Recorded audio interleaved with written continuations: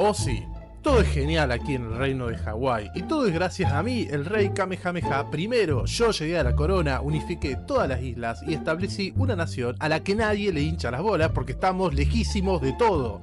Me llamo Kamehameha. ¿Qué otro rey conocen con ese nombre que ahora mismo no significa nada, pero que en 200 años seguramente va a ser recordado por un anime de un nene con cola de mono que junta esferas del dragón? No, la verdad que no conocemos a ningún otro rey con un nombre tan específico, Su Majestad. Majestad, hay piratas en nuestra costa. ¿Qué? ¿Piratas? ¿Qué pirata puede ser tan boludo de venir acá a las islas más aisladas del mundo? ¿Qué clase de ser absolutamente demencial, psicótico y fantasioso puede pasar meses navegando por el océano Pacífico hasta llegar acá? Dice que es un país llamado Argentina, Su Majestad. Nunca escuché de ese país. ¿Y qué pija quiere? Dice que quiere que usted reconozca su país, Majestad. Le quiere dejar una bandera. Me parece que en medio fisura su tripulación parece estar pasando hambre y no deja de decir que odia a los ingleses. ¿Es un fisura que odia a los ingleses? ¿Qué esperan para recibirlo con honores?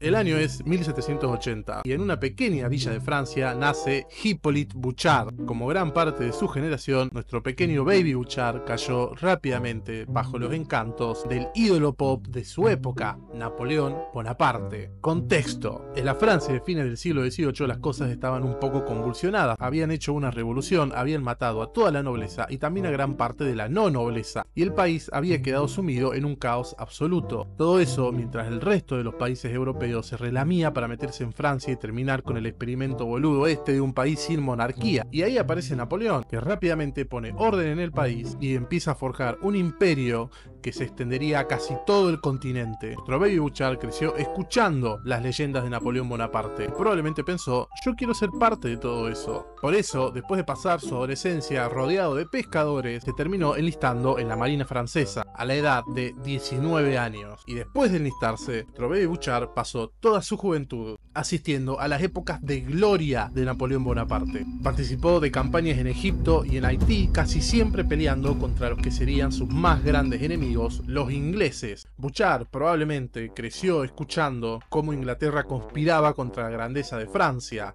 Le mostraban videos del gol del Diego a los ingleses, le hacían ver el capítulo de Los Simpson en el que a Lisa Simpson le rompe el corazón un inglés desabrido, y le hablaban de cómo Joe Baldwin forrió durante años a Taylor Swift. Así que imagínate, para sus 26 años, nuestro Bouchard ya era todo un hater de Inglaterra. Y esto es muy importante para la trama. En esos años, Baby Bouchard también aprendió lo que significaba ser un marinero. El poderío de Francia no estaba en los mares. Ahí normalmente los ingleses le pasaban el trapo. Así que a fuerza de muchas derrotas, Bouchard forjó unos grandes skills de marinero y un saludable y para nada psicótico hábito de ir siempre al frente aunque te rompas la cabeza contra la pared. Ya casi finalizado el siglo XIX, a Bouchard lo mandan junto a otros soldados a la isla de Santo Domingo para apoyar al nuevo gobernador francés que Napoleón había nombrado. Poco después se le ordenó a esos mismos soldados volver a Francia, pero todo indica que Bouchard quedó medio enamorado del Caribe y evitó volver. No se sabe muy bien qué es lo que pasó en estos años de la vida de Bouchard. Algunos dicen que fue a Estados Unidos a vivir del comercio. Lo más probable es que a sus jóvenes 23 años se quedó ahí boludeando en el Caribe. Y un tiempo después, en 1809, mientras en Francia los mejores años de Napoleón ya estaban quedando atrás, Baby Bouchard llega casi de casualidad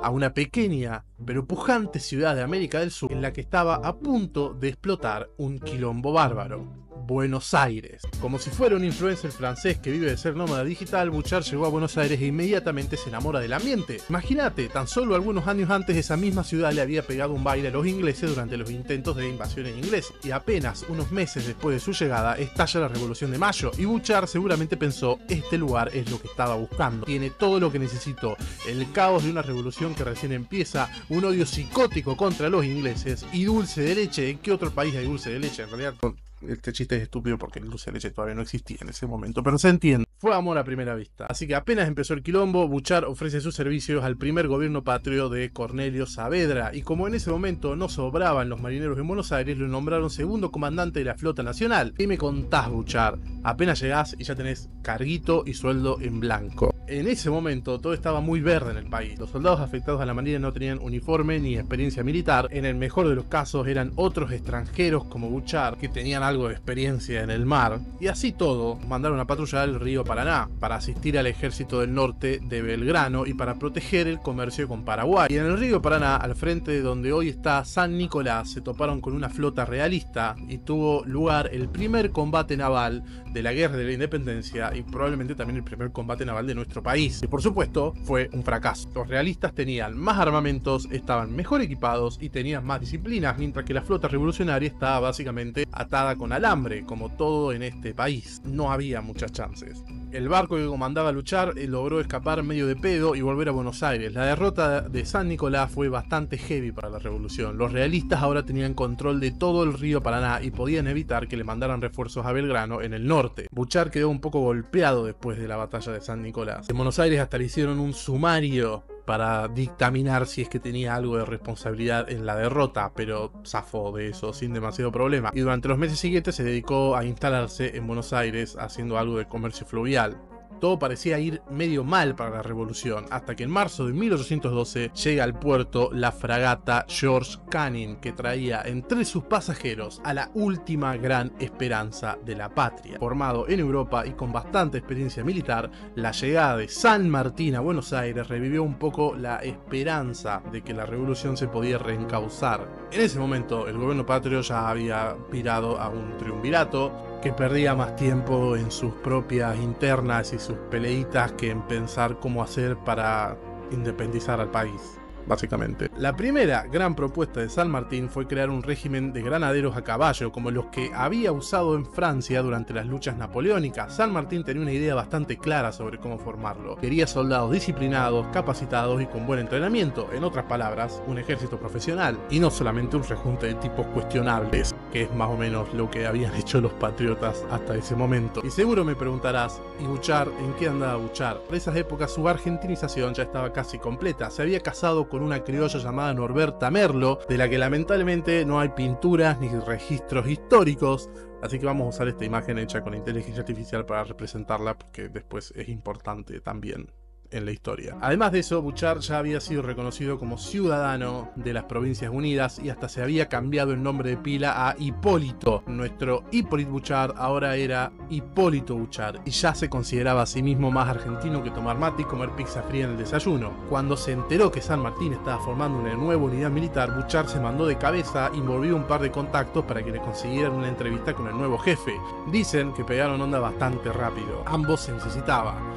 San Martín necesitaba gente experimentada para su nuevo ejército y Bouchard básicamente necesitaba una razón para vivir. Así que lo aceptaron en los granaderos, rápidamente lo ascendieron a teniente y se pusieron a laburar. San Martín impuso una disciplina estricta entre los nuevos ganaderos. Les enseñó a usar armas, los entrenó en táctica militar y hasta tenía la costumbre de hacer entrenamientos sorpresivos a la noche cuando menos se lo esperaban. Era un pesado San Martín, ¿no? Hay que decirlo también. También les diseñó un uniforme militar digno de un ejército patrio. Después de un entrenamiento intensivo, San Martín decidió que era hora de probar a sus pibes en combate. Y aquí tenemos que hablar de una de las batallas más impresionantes de nuestra historia. La batalla que nos permitió empezar a dar vuelta el partido y que demostró por qué San Martín era el más grosso de la época. El combate de San Lorenzo. ¿Te acuerdas que hace rato te dije que los españoles se quedaron con el control del río Paraná? Bueno, eso era un gran problema para los patriotas, porque les cortaba toda la comunicación con el norte del país, donde Belgrano ya estaba medio cansado de que en Buenos Aires le clavara el visto. Y porque además, gracias a ese control del Paraná, los españoles podían reforzar su posición en Montevideo, que era la principal ciudad que les quedaba en la zona. Cada tanto los españoles sacaban sus barcos de Montevideo y recorrían todo el río saqueando, robando y matando todo lo que encontraban. Así que aprovechando esto, San Martín empezó un plan para pegarles un buen baile. Esto es algo que tenés que saber de San Martín. Tenía una muy buena inteligencia militar, se había formado en las mejores escuelas militares de Europa, lo que le permitía saber cómo pensaban los realistas y sobre eso podía diseñar muy buenos planes para ponerles trampas. La inteligencia de San Martín y la disciplina con la que se manejaba eran dos de sus principales virtudes, pero no eran lo que le permitía hacer la diferencia, porque cualquiera puede ser inteligente o disciplinado. Lo que diferenciaba a San Martín es que era un vivo bárbaro, tenía viveza criolla y sabía cómo usar esa viveza criolla en el campo de batalla. Probablemente era esa misma viveza criolla la que hacía que Bouchard estuviera como una loquita visita con San Martín. Así que cuando San Martín salía de Buenos Aires con sus granaderos, él podría haber elegido enfrentarse a los realistas apenas los encontrara en el río Paraná. Pero no, el José dijo: yo voy a ser más vivo, y en vez de buscarlos en el lugar en el que estén, llevó a sus tropas bien río arriba, adelantándose a los bancos españoles hasta encontrar el lugar perfecto. Y ese lugar terminó siendo el convento de San Lorenzo, una pequeña ubicación en la costa del río que estaba llena de monjes franciscanos. Era justo el tipo de lugar que los españoles nos iban a resistir a saquear. Entonces San Martín negoció con los monjes que le permitieran usar el lugar para ocultar a sus soldados y tender una buena y clásica emboscada. Los detalles del combate de San Lorenzo son medio complicados y no vamos a profundizar demasiado en este video sobre los mismos, porque la verdad que la batalla de San Lorenzo se merecería un video aparte. Un video que podría hacer en el futuro si le das like a este video y dejas un comentario y todas esas cosas, no seas un tacaño. Pero a los fines de seguir con esta historia vamos a resumir así. Después de ocultar a sus soldados en el convento, San Martín esperó pacientemente que aparecieran los españoles, cosa que hicieron el 3 de febrero de 1813. San Martín le copió una táctica a Napoleón y sorprendió a los españoles con un ataque de pinzas. Esto seguramente le cayó muy bien a Bouchard, que estaba en la batalla, por supuesto. Los españoles no pudieron hacer mucho y fueron reducidos bastante rápidos por los granaderos. Era la primera batalla grosa que ganaban los patriotas. Una victoria que daba vuelta por completo el curso de la guerra. Después de la batalla de San Lorenzo, los españoles perdieron el control del río Paraná, con él todas las posibilidades de abastecer a Montevideo. La batalla también demostraba que ahora había un jugador nuevo en la guerra. San Martín aportaba la estrategia y la disciplina que hasta ahora no habían tenido los patriotas, y con solo esas dos cosas hizo una diferencia enorme. Y Bouchard estaba en su salsa. Había tenido una muy buena performance en la batalla, hasta el punto de que en un momento logró robarle una de las banderas a los españoles, cosa que era muy bien vista en esa época. San Martín seguramente dijo: el voto secreto es un 10.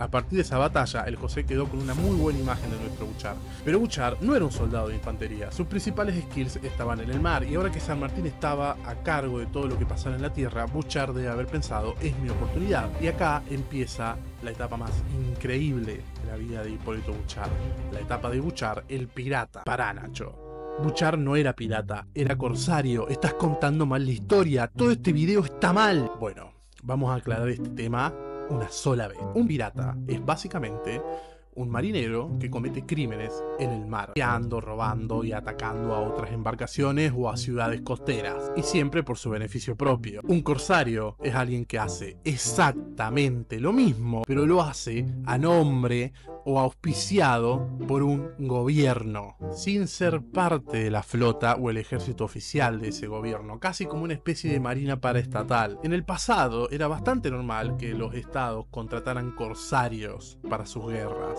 Básicamente les pedían que fueran al mar y les rompieran las bolas a sus enemigos, y que hicieran cosas que la marina oficial del estado no puede hacer. Lo que vamos a contar ahora es la etapa de Bouchard como corsario al servicio de las Provincias Unidas del Río de la Plata. Así que sí, tenés razón, Bouchard era corsario, no era pirata. Acá tenés tu estrellita, ¿estás contento?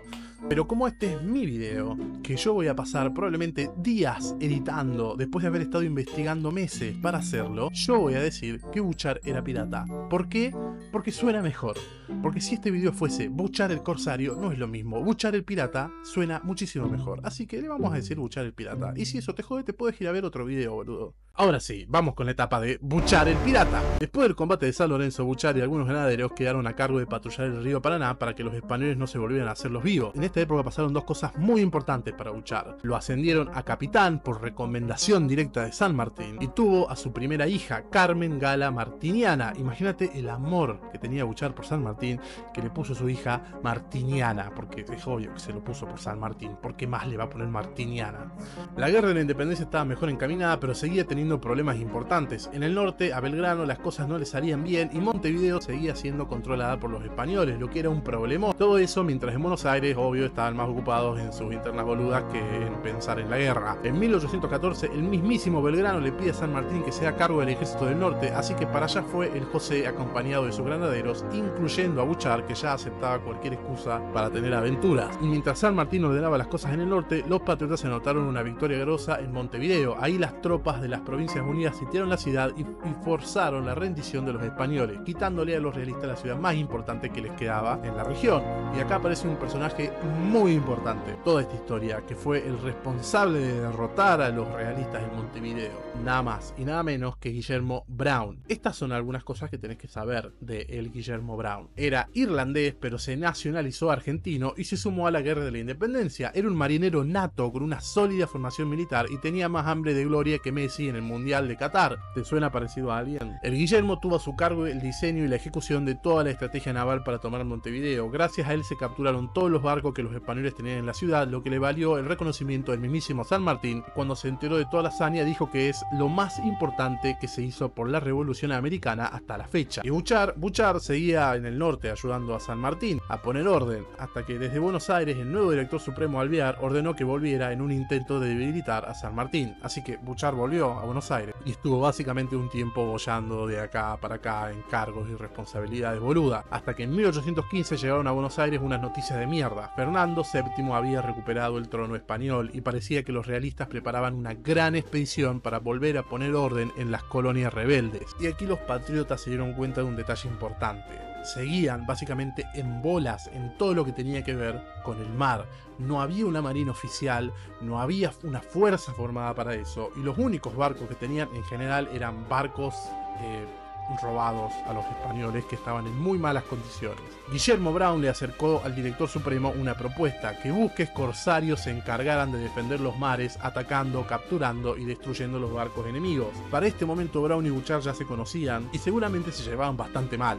Ambos tenían un carácter de mierda. Brown odiaba a los franceses porque lo habían tenido prisionero cuando todavía estaba en Europa. Después de rosquear un montón, Brown consiguió que el directorio supremo aprobara la misión y afectara 3 embarcaciones. El objetivo era sencillo: patrullar las aguas del Océano Pacífico y atacar a todos los barcos españoles que estuvieran dando vuelta para ayudar a la invasión que San Martín ya estaba preparando. Hasta entonces, Bouchard había visto de lejos los planes de Brown, pero cuando se dio cuenta que podía funcionar, se puso a reclutar a varios amigotas que tenía en Buenos Aires para intentar sumarse a la visión. Se topó muy rápido con un problema: no tenía un peso, porque claro, contratar a un montón de gente, conseguir un barco e irse a tener aventuras en el mar no era precisamente una cosa muy barata. Y aunque el directorio le iba a financiar algunas cosas a Brown, no iban a tener la misma consideración con Bouchard. Así que nada, el Hipólito necesitaba un sugar dad, alguien que lo financiara, que le diera plata para que pudiera continuar sus aventuras, que le diera estabilidad económica para que él pueda seguir editando videos como este.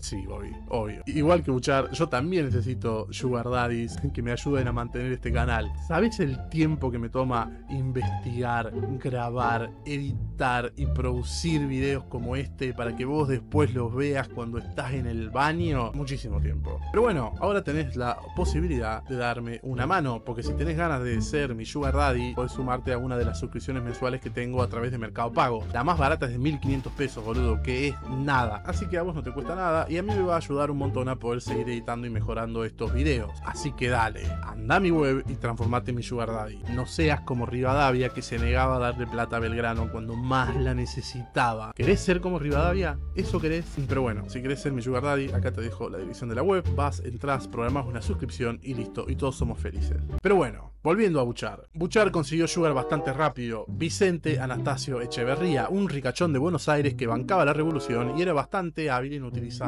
para aumentar su fortuna, algo así como uno de los primeros proveedores del Estado. Bouchard le vendió a Echeverría la idea de financiar su pequeña aventura de corsario y que a cambio él le iba a dar todos los tesoros que consiguiera saqueando barcos españoles. Y en esos momentos seguramente Echeverría pensó: ¿debería confiar en este francés con pinta de ladrón y que claramente se muere de ganas de huir de su familia? La respuesta es sí. Y entonces Echeverría le compró a Bouchard un barco medio roto llamado el Halcón, que el gobierno le había comprado antes a unos ingleses. Y gracias a esto, ahora Bouchard tenía un banco y una patente de corsario. Estaba listo para sumarse a la visión de Guillermo Brown. Y acá seguramente tuvo lugar algún tipo de reunión que fue más o menos así: ok, Bouchard, te dimos la patente, pero es importante que entiendas que el jefe de esta misión es Guillermo Brown, ¿ok? Sí, obvio. No, en serio, boludo. El jefe es Guillermo. Tenés que hacer lo que él diga, 100%, sin quejas, ¿entendido? Pero obvio que es que no me crees de confianza. Spoiler alert, obvio que Bouchard no era de confianza. Esta primera campaña de Bouchard junto con Brown estuvo medio accidentada desde el arranque. El objetivo de la misión era simple, ya dijimos: pasar cruzar el Océano Pacífico mediante el Cabo de Hornos y armar todo el quilombo que sea posible a los españoles del otro lado. La pequeña flota al mando de Brown estaba conformada por 4 barcos, entre los que estaba la Halcón, comandada por Bouchard. Para organizarse bien, Brown dividió la flota en 2, ordenó que todos debían reunirse en la isla Mocha, que es esta islita enfrente de Chile, y ahí iban a terminar de organizar toda la movida. Así, con un barco prestado, financiado por una persona bastante dudosa y en condiciones bastante paupérrimas, Bouchard partió hacia su primera gran aventura pirata, dejando atrás a su esposa, a sus hijas y al país que lo había cobijado. Brown y el otro barco que se llevó llegaron sin drama a la isla Mocha, pero Bouchard llegó un día más tarde y lo hizo solo, sin el otro barco que lo acompañaba. Bouchard, ¿dónde está el otro barco que te seguía? ¿Qué otro barco? ¿De qué me hablas? Dejaste Montevideo con 2 barcos y llegaste acá con uno solo. Ah, el otro barco de sí, me acuerdo. ¿Y dónde está? Creo que se hundió. Sí, la excusa de Bouchard era dudosa.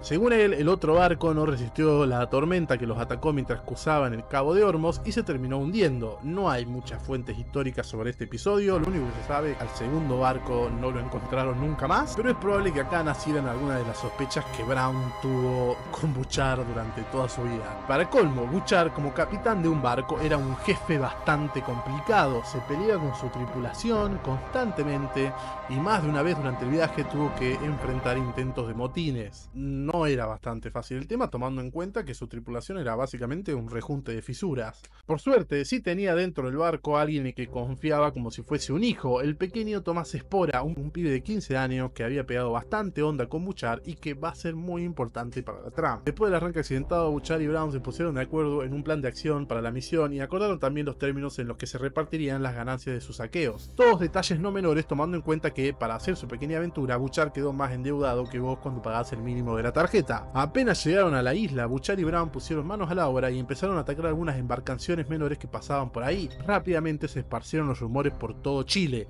Había piratas argentinos dando vueltas por las costas. Pero no se quedaron mucho tiempo ahí y encararon para las costas de Perú, donde llegaron a la bahía del Callao, un lugar importantísimo del virreinato, donde los españoles tenían uno de sus fuertes más grandes y mejor custodiados.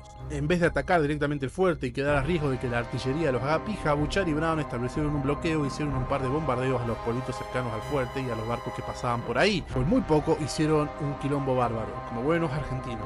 3 barcos fueron suficientes para hacerle temblar el orto a los realistas, que hasta entonces nunca habían sufrido un ataque de esas características tan cerca de Lima. Esta primera campaña no duró mucho más, Bouchard y Brown hicieron algo más de quilombo. Brown se quiso pasar de listo atacando Guayaquil, lo capturaron, tuvieron que negociar para que lo liberaran y después volvieron a Buenos Aires. En la repartija de las ganancias de esta primera aventura, Bouchard se quedó con 2 barcos que habían capturado, la fragata Consecuencia y la goleta Cat. Ya en Buenos Aires, seguramente su sugar daddy Echeverría le debe haber dicho a Bouchard: che, qué buen laburo, loco, me imagino que no ves la hora de tener unas vacaciones y quedarte con tu familia. A lo que Bouchard, por supuesto, debe haber respondido: yo no veo la hora de irme de vuelta. Así que Bouchard agarró el barco La Consecuencia, lo renombró como la Argentina, le pidió ayuda al gobierno y a su sugar daddy, obvio, y juntó una nueva tripulación lista para salir a hacer quilombo de vuelta. Viendo los resultados bastante dignos que había obtenido con Brown, el gobierno argentino le dio a Bouchard su propia patente de corsario y lo autorizó a salir de vuelta. Así, un 9 de julio de 1817, exactamente en el primer aniversario de la independencia argentina, Bouchard se embarcó en su segunda aventura pirata, la más grosa y novelesca de todas. No estoy jodiendo, boludo.